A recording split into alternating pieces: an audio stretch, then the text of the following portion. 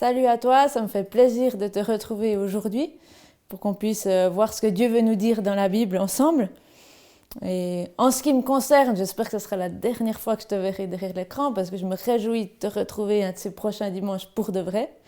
Mais voilà, il y aura encore certainement quelques dimanches à l'histoire de la Bible à l'écran pour toi. On est en train de voir, peut-être tu te rappelles, ce qui s'est passé depuis la mort de Jésus-Christ. On a vu la résurrection, Jésus qui s'est présenté à Pierre. On a vu Jésus qui s'est présenté aux disciples d'Emmaüs. Tu as vu aussi avec Brigitte l'ascension. Et puis on va continuer ce parcours depuis la mort, la résurrection de Jésus. Et on va continuer ce parcours dans la Bible. Et donc on se trouve à un moment où voilà, Jésus est remonté au ciel vers son Père et puis il a donné son Saint-Esprit et on se trouve avec les disciples, avec les premiers chrétiens si tu veux, qui sont là à Jérusalem. Et une fois n'est pas coutume, je vais commencer directement par l'histoire de la Bible. Donc directement on plonge dans la Bible et puis tu peux voir à l'écran un homme qui s'appelle Saul. Saul, il était fier. Il était fier de quoi? Il était fier de la loi. Alors on veut voir ce que ça veut dire. Saul, c'est un homme qui venait d'une ville qui s'appelait Tars. Et depuis tout jeune, il avait été élevé pour devenir un juif intelligent, pour devenir un bon juif. Il avait appris les 10 commandements par cœur. Il avait appris plein d'autres lois juives qu'il devait apprendre, qu'il devait faire. Et Saul, il connaissait bien toutes ces lois, mais il n'avait pas compris qu'il n'arrivait pas à les respecter. Qui peut respecter toutes ces lois? Et donc, aux yeux de Dieu, il était pécheur. Il avait des péchés, il avait des fautes. Mais lui, il croyait qu'il était juste devant Dieu.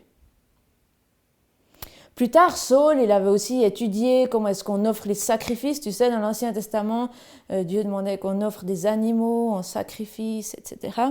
Et puis, Saul connaissait tout ça, comment il fallait faire ces sacrifices, ces rituels, etc.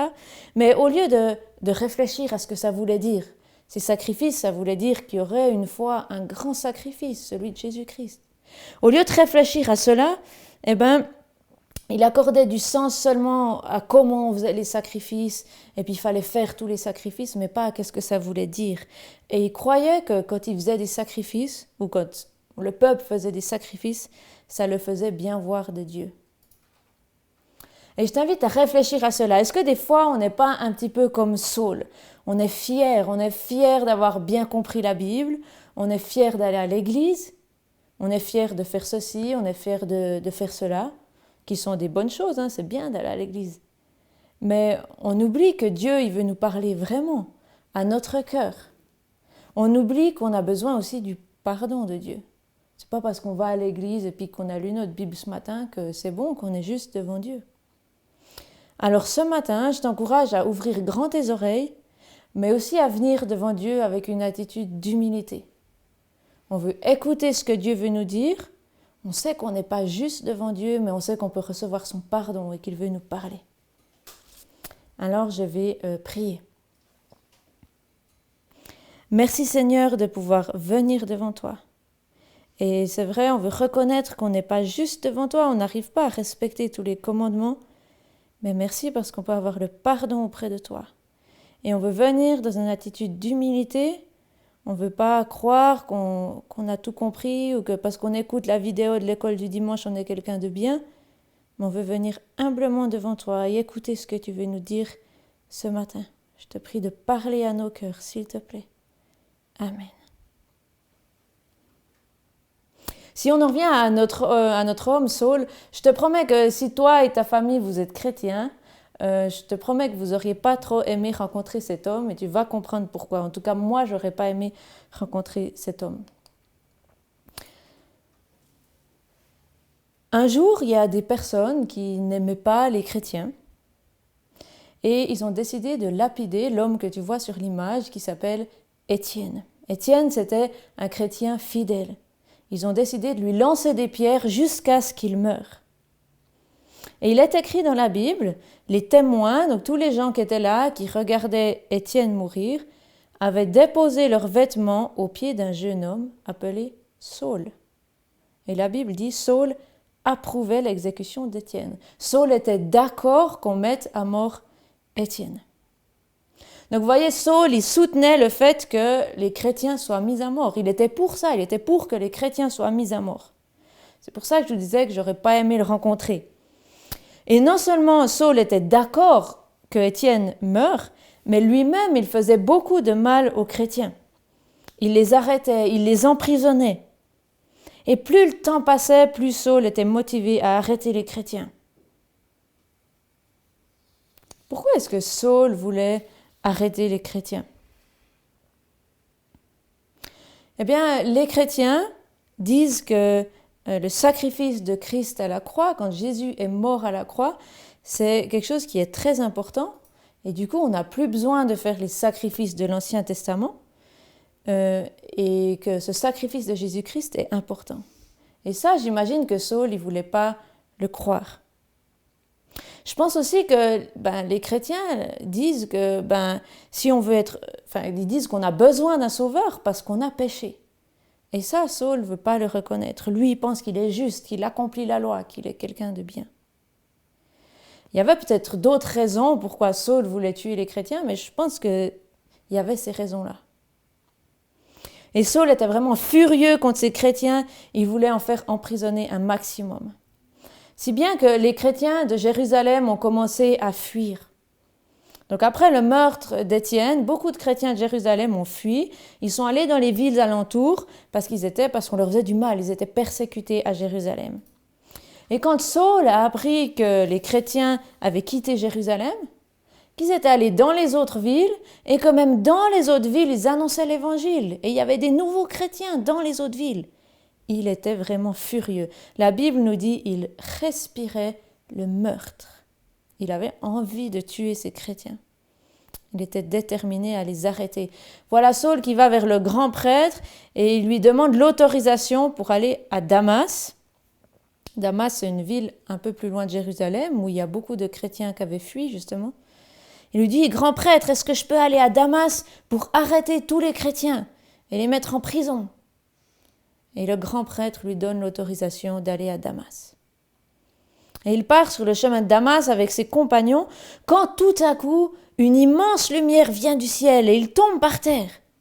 Une voix lui dit, « Saul, Saul, pourquoi me persécutes-tu » Persécuter, ça veut dire faire du mal. Pourquoi me fais-tu du mal? Alors Saul répondit, « Mais qui es-tu, Seigneur » Et le Seigneur dit, parce que c'est le Seigneur Jésus qui était apparu à Saul, il lui dit, « Moi je suis Jésus, celui que tu persécutes. Lève-toi, entre dans la ville, et on te dira ce que tu dois faire. » Faire une petite parenthèse, c'est assez étrange, vous avez entendu la réponse de Jésus, « Moi je suis celui que tu persécutes. » Mais Jésus, il était déjà remonté au ciel. Donc Saul, il ne faisait pas de mal à Jésus, il n'était pas en train de lancer des pierres sur Jésus. Alors pourquoi est-ce qu'il dit ça? Eh bien, je pense en fait que chaque fois que Saul faisait du mal aux chrétiens, c'est à Jésus lui-même qu'il faisait du mal. Et moi, je trouve rassurant de savoir que, si peut-être on te fait du mal, ou si on me fait du mal parce que je suis chrétienne, de savoir que Jésus, il n'est pas indifférent à ça. Ça lui fait aussi du mal, et ça l'attriste. Et il compatit. Même si on ne comprend pas toujours pourquoi il ne nous sort pas de ces situations-là, on peut être sûr que Jésus n'est pas indifférent à notre souffrance. On retrouve Saul. Les compagnons de Saul avaient très peur, parce qu'ils avaient entendu cette voix, mais eux, ils ne voyaient rien, donc ils ne comprenaient pas ce qui se passait. Saul se relève, et malgré ses yeux ouverts, il ne voit plus rien. Alors ses compagnons le prennent par la main pour le conduire à Damas. Et à Damas, il reste 3 jours sans manger ni boire. On va laisser un instant Saul dans une maison à Damas pendant 3 jours sans manger ni boire. Et je vais vous présenter un autre homme. Voilà un autre homme qui s'appelle Ananias. Ananias, c'est un chrétien qui habite justement à Damas. Et écoutez bien ce que le Seigneur lui dit dans une vision. Je vais lire dans dans la Bible, écoutez bien, il lui dit, Ananias, lève-toi, va dans la rue qu'on appelle la droite et dans la maison de Judas. Demande un dénommé Saul, donc demande à voir Saul. En effet, Saul prie. Il a eu une vision, il a vu un homme qui s'appelait Ananias qui venait vers lui pour qu'il soit guéri, qu'il retrouve la vue, qu'il puisse voir à nouveau. Comment aurais-tu réagi? Parce qu'autrement dit, imagine que quelqu'un veut te tuer ou en tout cas te mettre en prison et puis Dieu te dit, va sonner chez cet homme là-bas, celui qui veut te mettre en prison. C'est pas évident, hein? C'est ce qui se passe là en fait, parce que Ananias, il connaissait Saul, pas personnellement, mais il savait que Saul n'aimait pas les chrétiens. Et Ananias et les autres chrétiens de la ville, ils savaient que Saul, il venait pas en vacances à Damas. Comment aurais-tu réagi? Et voici la réponse d'Ananias.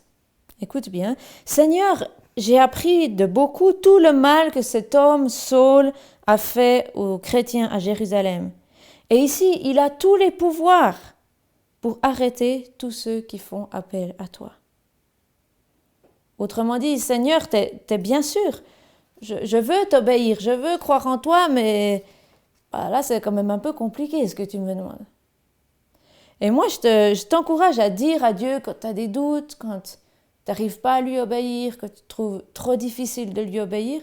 Je pense que c'est bien de lui dire, comme Ananias, là, en quelque sorte, c'est ce qu'il lui dit. Tu es vraiment sûr, Seigneur?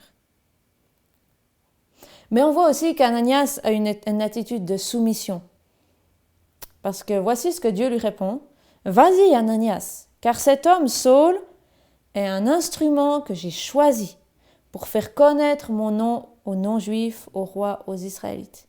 Je lui montrerai tout ce qu'il doit souffrir pour moi. Donc le Seigneur lui dit, mais vas-y Ananias, moi j'ai choisi Saul. Moi je m'occupe de tout, vas-y. Et Ananias, il est parti. Donc tu peux exprimer tes craintes au Seigneur, tu peux exprimer ton incapacité à lui obéir, ta difficulté à lui obéir, et en même temps c'est important de se soumettre à lui. D'obéir à ses commandements, même s'ils sont un peu fous. Et peut-être que ça peut arriver, et parfois on se dit seulement une petite tricherie, ça m'aiderait tellement à passer ce test. Oui, c'est peut-être vrai, mais Dieu appelle ça un péché, une faute. Et on peut exprimer sa difficulté au Seigneur, lui dire, mais Seigneur, j'aimerais tellement tricher parce que j'ai vraiment besoin d'une bonne note, c'est vraiment important. On peut lui dire que c'est difficile. Mais on doit aussi lui faire confiance. Que le meilleur, c'est ce qu'il nous dit dans sa parole. Et dans sa parole, il nous dit de ne pas tricher. Alors on peut lui faire confiance. Seigneur, j'aimerais tellement tricher. Mais je sais que dans ta parole, tu dis qu'il ne faut pas. Et tes commandements, ils sont bons pour moi. Alors je veux t'obéir. Aide-moi à t'obéir. C'est certainement ce qu'a fait Ananias. Il a certainement demandé à Dieu de l'aider à obéir. Et le voilà qui va voir Saul. J'imagine qu'il devait être quand même tout tremblant. Quand il arrive dans la maison, il pose les mains sur Saul et dit « Saul, mon frère, le Seigneur Jésus qui t'est apparu sur le chemin m'a envoyé pour que tu retrouves la vue et que tu sois rempli du Saint-Esprit. » Et à ce moment-là, il y a comme des écailles qui sont tombées des yeux de Saul et le voilà qui voyait à nouveau. Il a retrouvé la vue et il s'est fait baptiser. Que s'est-il passé dans le cœur de Saul quand il jeûnait, c'est-à-dire il ne mangeait pas pendant 3 jours et 3 nuits. Je vous ai dit qu'il ne mangeait pas pendant 3 jours et 3 nuits.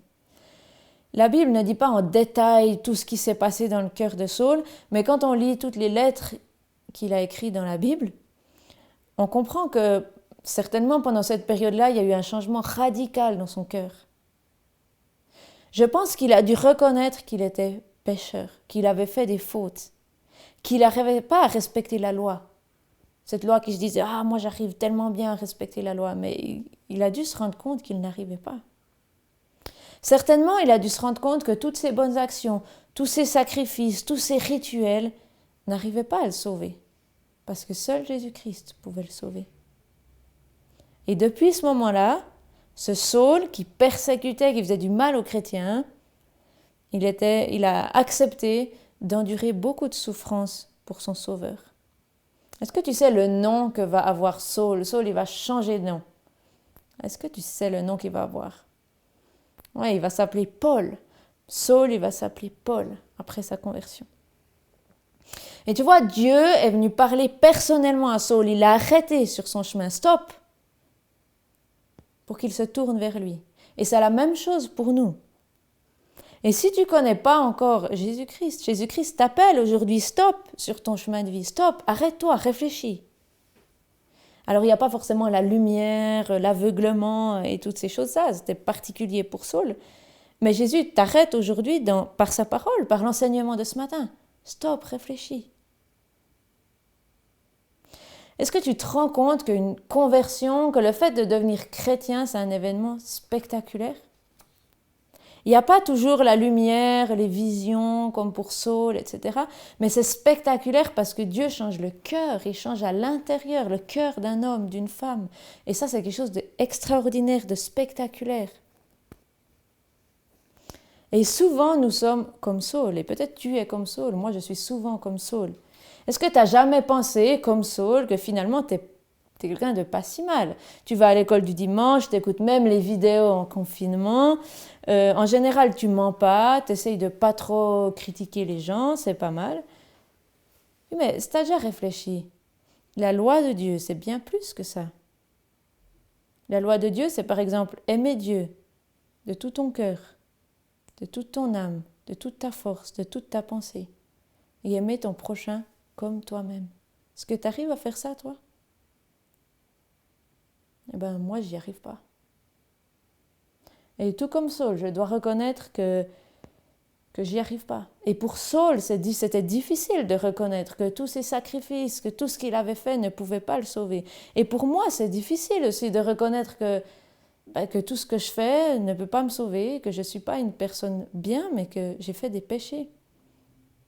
C'est pas facile, mais c'est la seule porte d'entrée vers Christ. Et aujourd'hui, maintenant, Jésus t'appelle et il te demande de mettre fin à ta rébellion contre lui. Il veut que tu te tournes vers lui. Alors je t'invite à y réfléchir, à ne pas rester dans cette attitude de voilà, je suis parfaite, j'ai tout fait, mais à reconnaître que tu es pécheur et à demander pardon à Jésus-Christ. Et moi, je t'encourage à en parler peut-être à un adulte autour de toi qui est chrétien ou un grand frère, une grande sœur. Moi, quand j'avais ton âge et un peu plus tard, j'osais pas trop en parler. Et des fois, je savais pas trop. Je me disais, mais est-ce que je suis chrétienne? Est-ce que je suis pas chrétienne? Comment on fait pour être sauvé? Ah ouais, il faut demander pardon, mais quand même. Et puis, c'est quelque chose qui était lourd pour moi, des fois, à porter de pas vraiment savoir. Et je pense que si j'avais parlé à d'autres chrétiens plus expérimentés, ils auraient pu me guider et ils auraient pu me réconforter pour que je trouve la paix. Et c'est pour ça que si tu as des questions par rapport à demander pardon à Dieu, par rapport à est-ce que tu es chrétien ou bien pas, par rapport à... Parle-en à un moniteur de l'école du dimanche, à tes parents, parce qu'ils pourront t'aider. Il ne faut pas rester avec des choses comme ça lourdes sur le cœur. Peut-être tu as déjà accepté Jésus comme ton Seigneur et Sauveur, et c'est une bonne nouvelle. Peut-être tu t'es déjà détourné du péché, même si tu pêches encore, mais tu désires ne plus pécher. Alors loue Dieu pour tout ce qu'il a fait dans ta vie. Loue Dieu pour le sacrifice de Jésus-Christ, pour son pardon, pour son amour envers toi. Et écoute bien la suite. Si tu connais Jésus comme ton Sauveur et Seigneur, la suite est en particulier pour toi aussi. On retrouve Saul. Saul, Dieu a changé sa vie complètement, radicalement. Et Saul proclame l'évangile. Et, comme j'ai dit, il deviendra Paul et il reste à Damas et il commence à dire à tout le monde ce que Dieu a fait dans sa vie et que Jésus est le Fils de Dieu. Et tous les Juifs discutent entre eux et ils sont stupéfaits, étonnés. Mais cet homme, c'est pas Saul? C'est pas celui qui à Jérusalem faisait mettre tous les chrétiens en prison? C'est pas celui qui est venu ici pour mettre en prison tous les chrétiens? Et maintenant, il annonce l'évangile, il parle de Jésus. Il ne comprenait plus rien. Mais Saul continue, il parle à tout le monde. Dieu a changé son cœur, il a fait un miracle, Saul ne peut plus se taire. Et certains Juifs sont vraiment fâchés.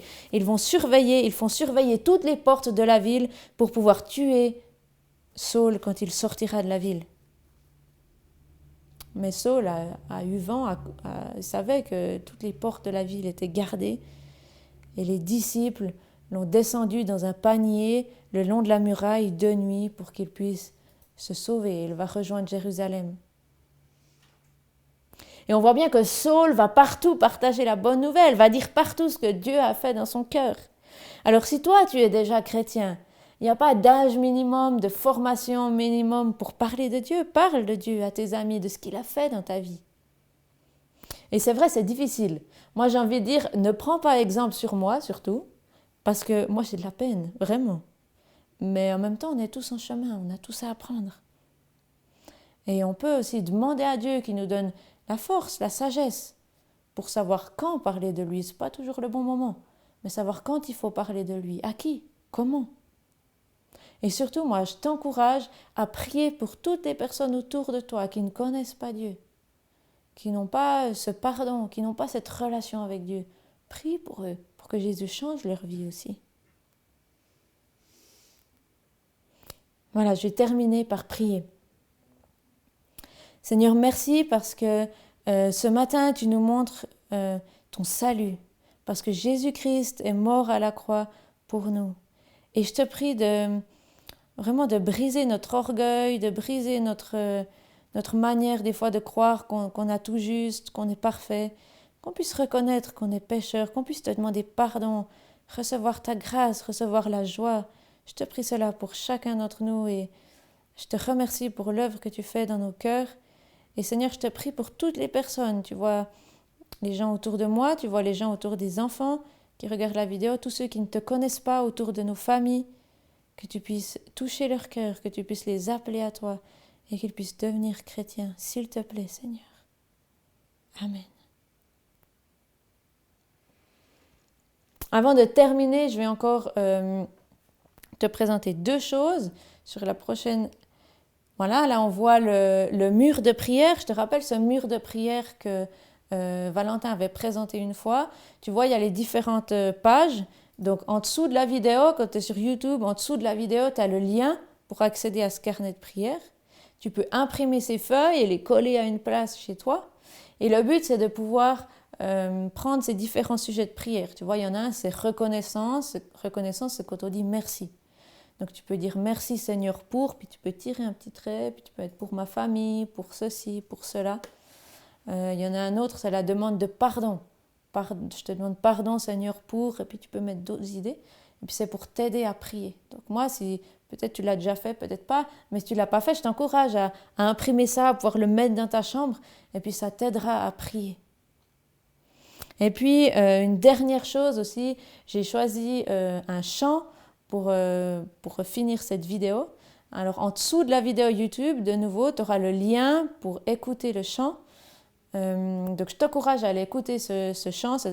C'est plutôt pour les plus petits d'entre vous. Et puis je t'encourage à aller écouter ce chant qui parle justement de l'évangile, de la Bible, du message du salut. Voilà, je me réjouis de te revoir en vrai. Vraiment, ça sera chouette. Et puis je te souhaite un bon dimanche et puis une belle semaine. À bientôt!